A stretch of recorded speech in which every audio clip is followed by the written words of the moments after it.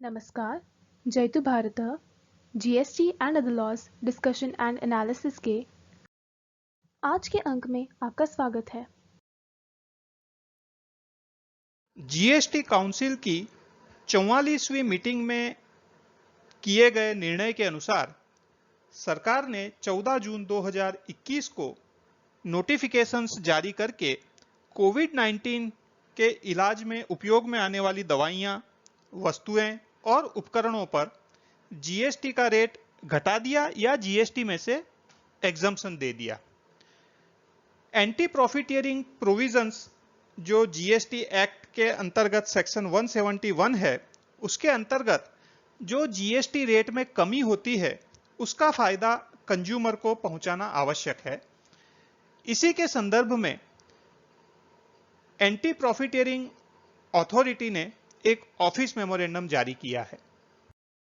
इस office memorandum के अंदर यह बताया गया है कि 14 जून 2021 को कई नोटिफिकेशंस जारी किए गए थे जिसमें जीएसटी के रेट्स को कम किया गया था या इनपुट टैक्स क्रेडिट परमिट की गई थी। हालांकि यह उन्होंने सेक्शन में से ऐसे ही वर्ड ले लिए हैं, अन्यथा जो नोटिफिकेशन 14 जून 2021 को जारी किए थे उसमें केवल रेट कम करने की बात थी। इनपुट टैक्स क्रेडिट को अलाउ करने का उसके अंदर कोई प्रावधान अलग से नहीं था। जो पहले इनपुट टैक्स क्रेडिट मिल रही थी वही इनपुट टैक्स क्रेडिट अभी भी मिलती है। तो जो रेट में रिडक्शन हुआ है वह सेक्शन 171 के अनुसार उसी अनुपात में भाव में कमी करके उस जीएसटी रेट के रिडक्शन का लाभ रिसिपिएंट को मिलना चाहिए। यही सेक्शन 171 ऑफ जीएसटी एक्ट का प्रावधान है। यहां आगे इस ऑफिस मेमोरेंडम के अंदर यह भी कहा गया है कि I have been further directed to request you to take all possible steps envisaged under the GST laws. GST law के अंदर जो भी कदम उठाने का प्रावधान है वे सारे कदम उठाए जाएं to ensure that the legislative intent of section 171 of GST act is complied. जो भी इरादा है सेक्शन 171 इंट्रोड्यूस करने का सीजीएसटी एक्ट के अंतर्गत, वो प्रावधानों का पूरी तरह से अनुपालन किया जाए। And to issue appropriate directions to your officers to take action as mandated under section 171 of the CGST act. जो भी आपके अंतर्गत ऑफिसर्स कार्य कर रहे हैं उनको यह डायरेक्शन दिया जाए कि सेक्शन 171 के अंतर्गत जो भी एक्शन रिक्वायर्ड है वो एक्शन लिया जाए। To utilize the powers conferred by provision of section 67 subsection 12 of the CGST Act। ये सेक्शन 67 के सबसेक्शन 12 के अंतर्गत जो जीएसटी अधिकारी है वे माल परचेज कर सकते हैं और उसके सामने वे इनवॉइस प्राप्त करके ये देख सकते हैं कि जो प्राइस लगाया जा रहा है वह सही है कि नहीं है, और वह संतुष्ट हो जाएं तो वापस माल रिटर्न करके इनवॉइस कैंसिल करा के जो भी पेमेंट किया हो वो वापस ले सकते हैं। तो उस सेक्शन 67 के सब सेक्शन 12 का भी उपयोग किया जाना चाहिए एविडेंस कलेक्ट करने के लिए, which may be required to take action against errant suppliers of various goods and services.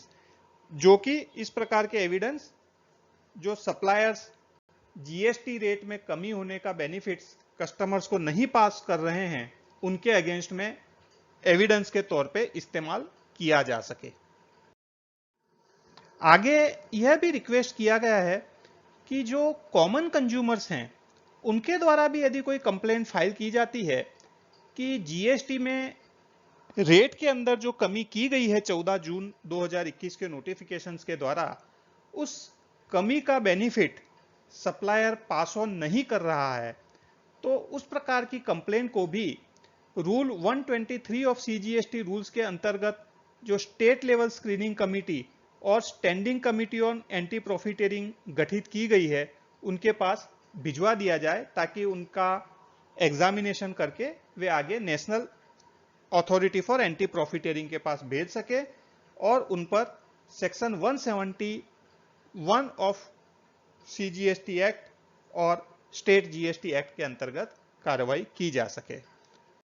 यहाँ पर इस ऑफिस मेमोरेंडम के कंटेंट्स के बारे में तो मैंने आपको बता दिया, लेकिन ये पूरा ऑफिस मेमोरेंडम आप देखेंगे तो ना तो ऑफिस मेमोरेंडम के ऊपर की साइड में जिस अथॉरिटी ने ये इश्यू किया है उसका नाम, पता इत्यादि कुछ लिखा है।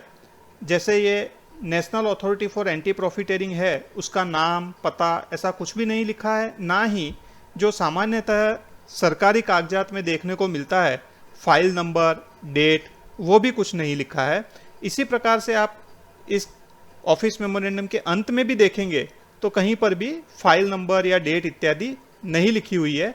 जो secretary national authority for anti profiteering है उन्होंने साइन किया है, उसके नीचे डेट लिखी हुई है।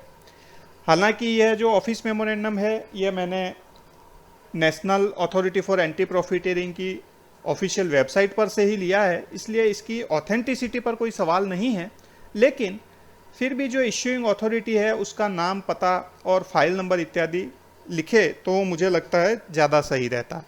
दूसरा इश्यू यहाँ पर यह है कि नेशनल अथॉरिटी फॉर एंटी प्रॉफिटेरिंग यह एक इंडिपेंडेंट एजेंसी है, उसको इस प्रकार के डायरेक्शंस इश्यू करने की बजाय जो central board of indirect taxes and customs है वे और जो रिस्पेक्टिव स्टेट के स्टेट टैक्सेस के कमिश्नर्स या चीफ कमिश्नर्स हैं वे अपने ऑफिसर्स को इस प्रकार का डायरेक्शंस इश्यू करते कि जो भी नोटिफिकेशंस के द्वारा जीएसटी रेट में कमी की गई है उसका बेनिफिट कंज्यूमर तक पहुंचे, उसका आप ध्यान रखें और उसमें जो भी केसेस सामने आते हैं उसे नेशनल अथॉरिटी फॉर एंटी प्रॉफिटेरिंग के समक्ष लाया जाए तो ज़्यादा उचित होता।